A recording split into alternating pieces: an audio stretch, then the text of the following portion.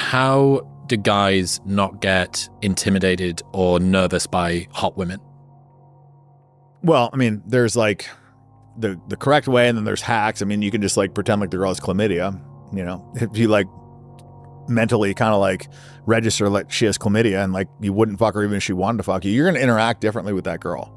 And so that would be like the first hack to just like tell a guy, you know what I mean? Like if they go up to a super hot chick and they're just otherwise going to be really giddy and, you know, nervous and just like excited, and all they can think about is like, you know, how do I get this girl to like me? And then that they're actually on a date with the girl, which they probably never will be, you know, like, you know, should I make a move now? All this shit, right? But like, if you give her chlamydia, you just like suck all that out, you know, then you take away that anxiety. He's not thinking about like, you know, how do I have sex with her? He's not thinking about like, should I make a move now?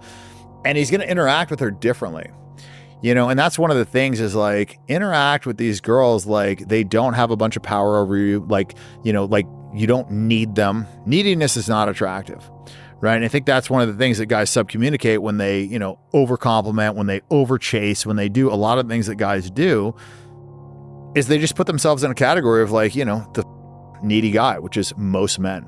And if you want to have, you know, if you want to have success with a super hot girl, like don't act like all the rest of the guys. How should guys build confidence? Because it's all well and good saying that you should be the prize and you should make her chase, but what if you've got low self-esteem? Yeah, I mean, that's going to be a problem that a lot of guys are going to have to deal with, right? So by not making the conversation binary, right? By not hitting on the girl, you're actually going to lower the pressure. Because if you just, let's just say you just ask for directions. Not that that's like, you know, the correct way, but I'm just saying as an example, you're not going to get nervous to ask a girl for directions, right?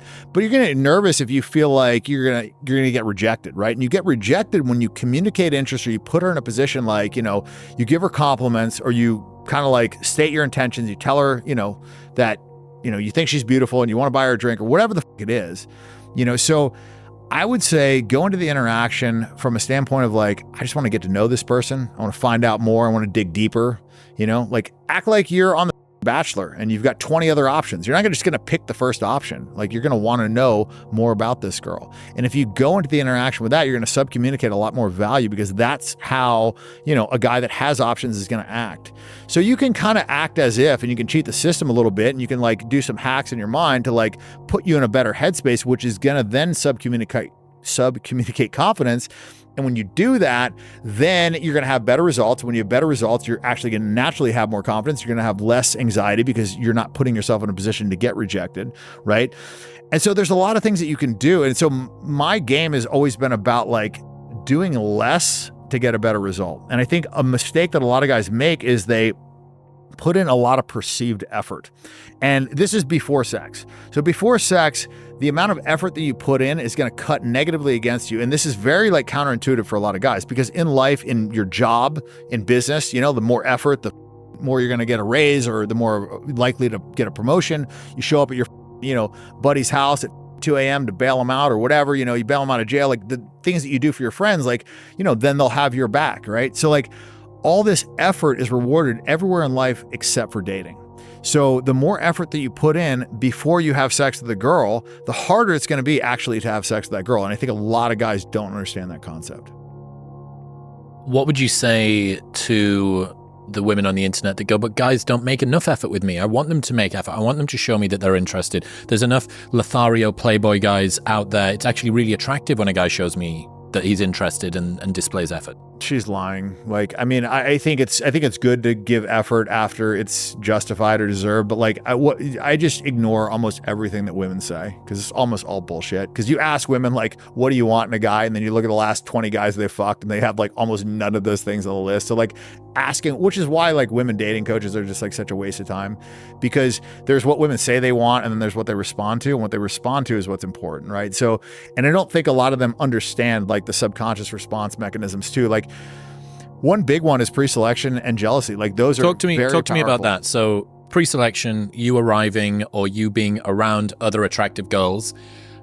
Not everybody has access to 100 chick harem in a desert island. What can guys do to get that pre-selection going? I'm actually not like teaching do what I did, because that's, you know, not really the direction that I feel like most guys are probably going to want to go down. And I don't think it's really like an achievable thing. What I'm teaching is more like, and I say teaching, like I'm not trying to be like a dating coach. I just want to kind of like put the right information out there so these guys have a roadmap to get where they want to go. And I think the big thing is, if they just didn't do the things wrong, they would have a massive leg up. So we just like start with like, don't do the like common mistakes. And then also, when I say put in effort, I think it should be reciprocated too. Like a buddy of mine, he would have girls pick up a gallon of milk, on the way to his house. And he didn't even drink milk, but the act of them like doing something for them made them more invested in the relationship, and so these guys, like, the effort is not going to be correlated to your positive outcome. Just like if you showed up to your first date with chocolates and roses, like, you're not going to be more likely to sleep with that girl. In fact, I would argue that you'd be much less likely to sleep with that girl. And so it's just, listen, once you're in a relationship, you can put in effort, but I think the effort needs to be reciprocated, because the problem is if you're the only one putting in effort, if you subscribe to this like happy wife, happy life bullshit, then what happens is that effort becomes expected and not appreciated. And that's when women cheat on guys. When the guy is like constantly, because those are all a form of chasing. When you're constantly like making concessions, let's say movies, for instance, like, a woman would be happier watching an action movie on the third movie, like let's say she wanted to watch a rom-com and you caved and you're like, okay, fine, I'll watch a rom-com. Second one, okay, we can watch that. And the third one, you're like, no, tonight we're watching an action movie. She's gonna be happier watching that shitty movie that she doesn't like because she's next to a man that she respects than watching some stupid rom-com with some guy that she feels like is a pushover. Very like, pliable. People want boundaries. Like, you want that too. I want that. Like, I like a submissive woman, but I still want her to have like some sense of self. An absolute doormat. Well, I want her to have some sense of self. Like, I want to know who she is, like she needs to stand up for something once in a while. So